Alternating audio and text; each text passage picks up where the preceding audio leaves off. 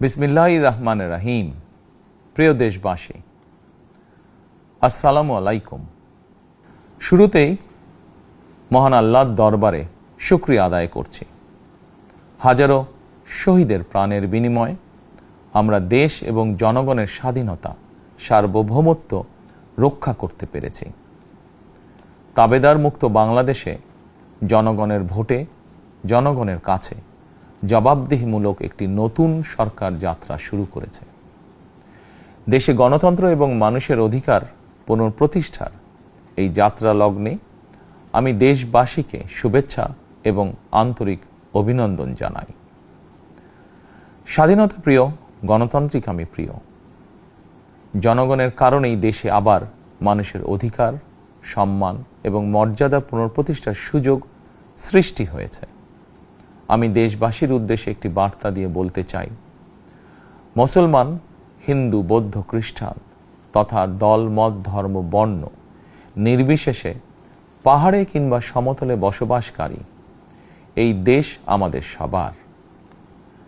প্রতিটি নাগরিকের জন্যই এই দেশকে আমরা একটি নিরাপদ ভূমিতে পরিণত করতে চাই। একটি স্বনির্ভর, নিরাপদ, মানবিক, গণতান্ত্রিক বাংলাদেশ প্রতিষ্ঠায় বিএনপি সরকারের লক্ষ্য। প্রিয় দেশবাসী, ফ্যাসিবাদের সময়কালে দুর্নীতি দুঃশাসনে পর্যুদস্ত একটি ভঙ্গুর অর্থনীতি, দুর্বল শাসন কাঠামো আর অবনতিশীল আইন শৃঙ্খলা পরিস্থিতির মধ্য দিয়ে নতুন সরকার যাত্রা শুরু করেছে।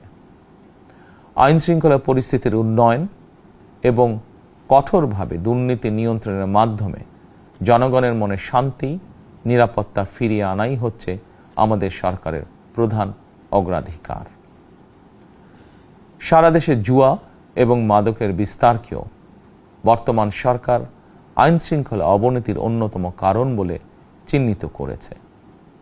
সুতরাং জুয়া এবং মাদক নিয়ন্ত্রণে আইন শৃঙ্খলা বাহিনী সব রকমের কঠোর পদক্ষেপ গ্রহণ করছে। জনজীবনে শান্তি ও নিরাপত্তা নিশ্চিত করতে সরকার সর্বোচ্চ উদ্যোগ গ্রহণ করছে। দেশের প্রতিটি সাংবিধানিক এবং সরকারি বেসরকারি প্রতিষ্ঠান চলবে বিধিবদ্ধ নীতি নিয়মে। দলীয় কিংবা রাজনৈতিক প্রভাব, প্রতিপত্তি অথবা জোর জবরদস্তি নয়। আইনের শাসনই হবে রাষ্ট্র পরিচালনার শেষ কথা। প্রিয় দেশবাসী, আগামীকাল থেকে সারা দেশে শুরু হতে যাচ্ছে পবিত্র মাহে রমাদান। আমি দেশবাসীকে পবিত্র মাহে রমাদানের শুভেচ্ছা জানাই। রমাদান আত্মশুদ্ধির মাস। আমরা যদি আত্মশুদ্ধি শব্দটির মর্মার্থ উপলব্ধি করি, তাহলে এই মাসে মানুষের ভোগান্তি বাড়ার কথা নয়। যদিও আমাদের অনেকের মধ্যেই এই মাসটিকে ঘিরে ব্যবসায় অধিক মুনাফা লাভের প্রবণতা লক্ষণীয়। আপনাদের প্রতি আমার বিনীত আহ্বান, রমাদানের পবিত্রতা রক্ষার্থে এই মাসটিকে আপনারা ব্যবসা মুনাফা লাভের মাস হিসাবে পরিগণিত করবেন না। দ্রব্যমূল্য যাতে সাধারণ মানুষের নাগালের বাইরে না যায়, এ ব্যাপারে ব্যবসায়ীরা দয়া করে সতর্ক থাকবেন। হাজারো প্রাণের বিনিময়ে একটি মাফিয়া সিন্ডিকেটের পতন ঘটিয়ে রাষ্ট্র এবং সরকারের জনগণের অধিকার প্রতিষ্ঠার অঙ্গীকার নিয়েই আমরা রাষ্ট্র পরিচালনার দায়িত্ব গ্রহণ করেছি। বিএনপি সরকার সকল ক্ষেত্রেই অনাচার অনিয়মের সকল সিন্ডিকেট ভেঙে দিতে বদ্ধপরিকর ইনশাআল্লাহ। ক্ষুদ্র, মাঝারি কিংবা ছোট বড় সকল ব্যবসায়ীদের প্রতি বর্তমান সরকারের দৃষ্টিভঙ্গি সহজ এবং স্পষ্ট। বর্তমান সরকার ব্যবসায়ী এবং ক্রেতা সাধারণ উভয় স্বার্থ রক্ষা করেই প্রয়োজনীয় পদক্ষেপ গ্রহণ করতে চায়। সুতরাং সরকারের পক্ষ থেকে কী ধরনের উদ্যোগ গ্রহণ করলে বাজার পরিস্থিতি নিয়ন্ত্রণে থাকবে কিংবা ক্রেতা বিক্রেতা উভয়েরই স্বার্থ রক্ষা হবে, এ ব্যাপারে আপনাদের যে কোনো ধরনের পরামর্শ কিংবা অভিযোগ শুনতে সরকার প্রস্তুত। ক্রেতা বিক্রেতা গ্রহীতা, এই সরকার সকলেরই সরকার। এই সরকার আপনাদেরই সরকার। আপনারাই ভোটের মাধ্যমে এই সরকারকে রাষ্ট্র পরিচালনার দায়িত্ব দিয়েছেন। আপনারাই এই সরকারের শক্তি। প্রিয় দেশবাসী, পবিত্র রমাদান মাসে রোজাদারগণ বিশেষ করে ইফতার, তারাবি, সেহরি এই সময়গুলোতে নিরবিচ্ছিন্নভাবে গ্যাস, পানি ও বিদ্যুৎ সরবরাহ পেতে চান। এই বিষয়টি নিশ্চিত করতে এরই মধ্যে আমি সংশ্লিষ্ট কর্তৃপক্ষকে নির্দেশনা দিয়েছি। অপচয় রোধ করে কৃচ্ছ্রতা সাধন প্রতিটি মুসলমানের ঈমানি দায়িত্ব। অফিস আদালতে বিনা প্রয়োজনে কিংবা প্রয়োজনের অতিরিক্ত গ্যাস, বিদ্যুৎ, পানি খরচের ব্যাপারে সচেতনতা অবলম্বন করাও ইবাদতেরই অংশ বলেই আমি মনে করি। দেশের সকল সরকারি বেসরকারি কর্মকর্তা কর্মচারী এবং জনসাধারণের প্রতি কৃচ্ছ্রতা সাধনের আহ্বান জানানোর আগে আমি সরকারের মন্ত্রী এবং বিএনপি সংসদ সদস্যদেরকে দিয়েই একটি দৃষ্টান্ত স্থাপন করতে চেয়েছি। বিএনপির সংসদীয় দলের প্রথম সভাতেই আমরা সিদ্ধান্ত নিয়েছি, বিএনপি থেকে নির্বাচিত কোনো সংসদ সদস্য সরকারি সুবিধা নিয়ে ট্যাক্স ফ্রি গাড়ি আমদানি করবেন না এবং প্লট সুবিধাও নেবেন না। আমি আপনাদের সামনে বলেছিলাম, রাষ্ট্র পরিচালনার সুযোগ পেলে বিএনপি সরকার মহানবীর ন্যায়পরায়ণতার আদর্শ অনুসরণ করবে। আমি মনে করি বিএনপির সংসদীয় দলের এই সিদ্ধান্ত ন্যায়পরায়ণতার আদর্শেরই একটি অন্যতম প্রতিফলন। প্রিয় দেশবাসী, বিভাগীয় শহরগুলিতে বিশেষ করে রাজধানী ঢাকায় যানজট অত্যন্ত নিয়ন্ত্রণহীন। হাটে মাঠে ঘাটে, অফিস আদালতে জনগণের ভোগান্তির শেষ নেই। জনজীবনের নানা ক্ষেত্রে জনদুর্ভোগ লাঘব করা না গেলে জনমনে স্বস্তিও ফিরবে না। রাজধানীতে জনসংখ্যার চাপ কমাতে বিকল্প ব্যবস্থা গ্রহণ করা জরুরি হয়ে পড়েছে।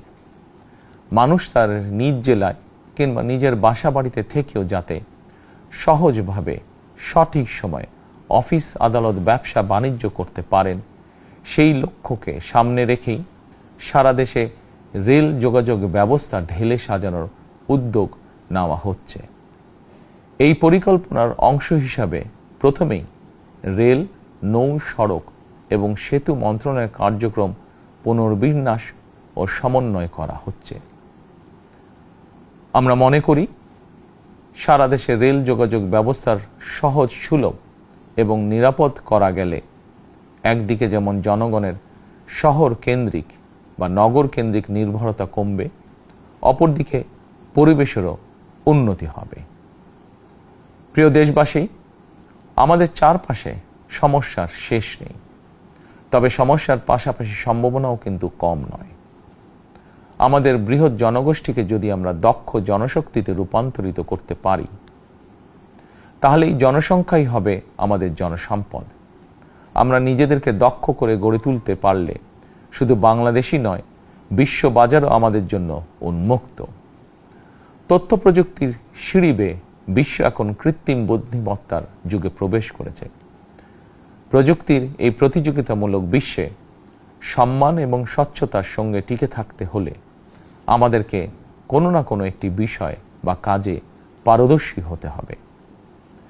দেশের কোটি কোটি শিক্ষার্থী এবং তরুণ যুবশক্তির উদ্দেশ্যে বলতে চাই, মেধায়, জ্ঞানে, বিজ্ঞানে নিজেদেরকে যোগ্য করে গড়ে তোলার জন্য যত রকমের সহযোগিতা দেওয়া যায়, সব রকমের সহযোগিতা দিতে বর্তমান সরকার প্রস্তুত। কর্মসংস্থান এবং কর্মপরিবেশ নিশ্চিত করার সুনির্দিষ্ট অঙ্গীকার নিয়ে বর্তমান সরকার যাত্রা শুরু করেছে। প্রিয় দেশবাসী, দীর্ঘ 18 বছর পর দেশে ফিরে গত বছর 25শে ডিসেম্বর আমি বলেছিলাম, দেশ এবং জনগণের জন্য আই হ্যাভ এ প্ল্যান। 12ই ফেব্রুয়ারি জাতীয় নির্বাচনের আগে দেশের বিভিন্ন স্থানে ঘুরে আমার প্ল্যান, পরিকল্পনার অনেক কিছু আমি আপনাদের সামনে তুলে ধরেছিলাম। আপনারা স্বাধীনতার ঘোষকের প্রতিষ্ঠিত দল বিএনপিকে ভোট দিয়ে রাষ্ট্র পরিচালনার দায়িত্ব দিয়েছেন, সকল পরিকল্পনা বাস্তবায়নের সুযোগ দিয়েছেন। এখন এই সুযোগকে কাজে লাগিয়ে সকল অঙ্গীকার পূরণ করার দায়িত্ব বিএনপি সরকারের। আমরা আমাদের পরিকল্পনা এবং প্রতিশ্রুতি বাস্তবায়নের কাজ শুরু করে দিয়েছি ইনশাআল্লাহ। অঙ্গীকার পূরণের এই যাত্রাপথে আমরা ভবিষ্যতের দিনগুলোতেও আপনাদের অব্যাহত সমর্থন প্রত্যাশা করি। প্রিয় দেশবাসী, সরকার প্রধান হিসাবে আমি দেশবাসীর উদ্দেশ্যে একটি বিষয়ে প্রতি দৃষ্টি আকর্ষণ করে বলতে চাই। নবগঠিত সরকার গঠনের সুযোগ দিতে যারা বিএনপিকে ভোট দিয়েছেন কিংবা দেননি অথবা কাউকেই ভোট দেননি, এই সরকারের প্রতি আপনাদের সবার সমান অধিকার। বিএনপি সরকার বিশ্বাস করে দল মত ধর্ম দর্শন যার যার, রাষ্ট্র সবার। এই দেশে এই রাষ্ট্রে একজন বাংলাদেশী হিসাবে আপনার আমার আমাদের প্রতিটি বাংলাদেশী নাগরিকের অধিকার সমান। প্রিয় দেশবাসী, আল্লাহ আমাদের সবাইকে নিরাপদ এবং সুস্থ রাখুন। আল্লাহ আমাদের সকলকে ইতিবাচক পরিকল্পনাগুলো বাস্তবায়নের তৌফিক দিন। পবিত্র রমাদান মাস শুরুর শুভ লগ্নে আল্লাহর দরবারে এই নিবেদন রেখে আমার বক্তব্য শেষ করছি। আল্লাহ হাফেজ। বাংলাদেশ জিন্দাবাদ।